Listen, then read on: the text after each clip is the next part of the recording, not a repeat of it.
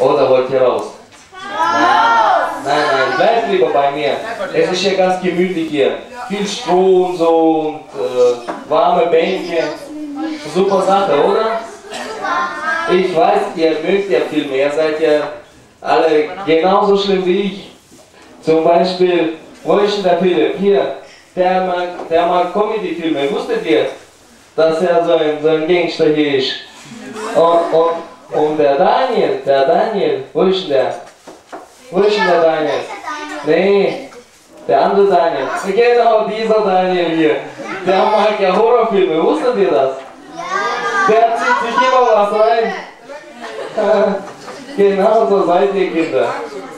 Genau, deswegen machen wir heute was Besonderes mit euch. Ich werde meine Helfer bitten, euch die Aufgaben verteilen. Und zwar die erste Aufgabe für euch lautet, einen Werbespot zu drehen. Schafft ihr das? Aber wir versuchen es so schwierig wie möglich zu machen, damit ihr wirklich nicht rauskommt, damit ihr hier für die Ewigkeit bleibt. Okay, wo sind meine Helfer?